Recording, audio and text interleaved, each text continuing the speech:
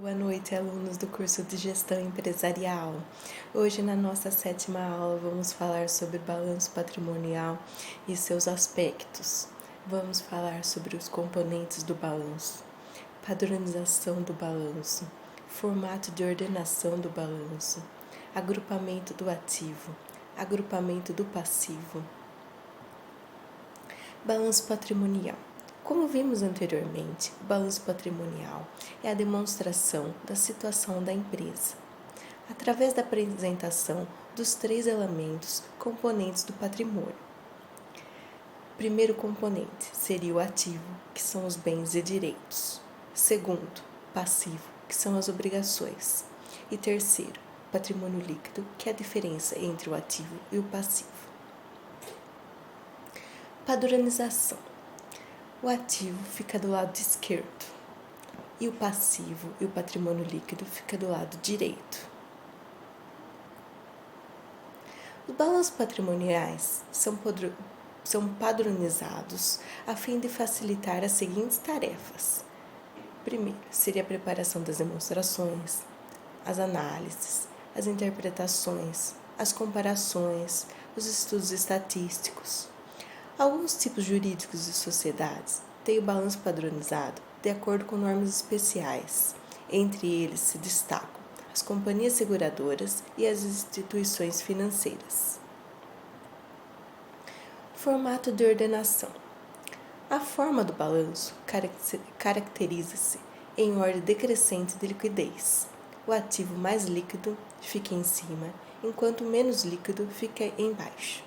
Liquidez é a velocidade em que um ativo se transforma em dinheiro. Curiosidade: nos países europeus, o ativo é ordenado em ordem crescente de liquidez, ou seja, do menos líquido para o mais líquido. Agrupamento do ativo.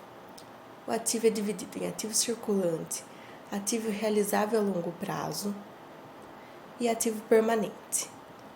Ativo circulante. Os direitos que figuram nesse grupo devem estar com os prazos esperados para sua realização no período subsequente à data do balanço patrimonial.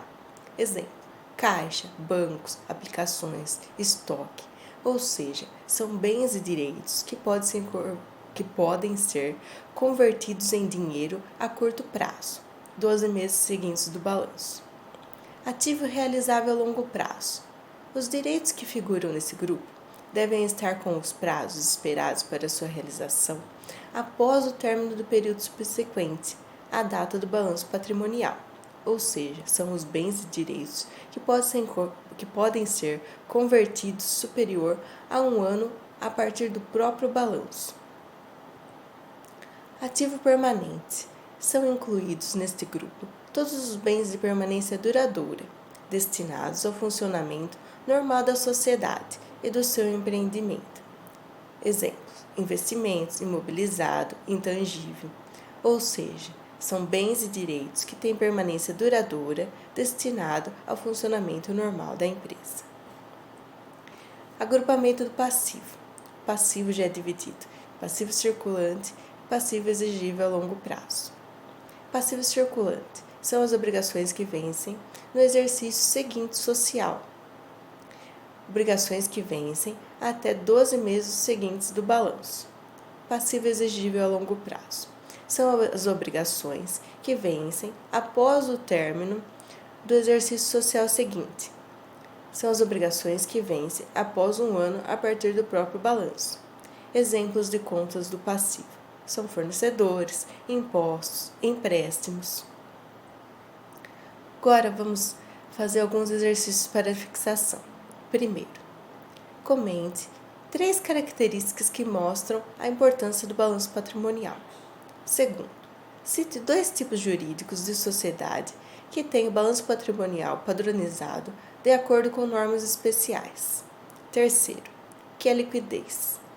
Quarto, quais são os 3 componentes do balanço patrimonial? E quinto, como é dividido o ativo e o passivo? Considerações finais. Agradecemos sua visualização e seu tempo dedicado à aprendizagem e aquisição de novos conhecimentos. Uma boa noite e até a próxima aula.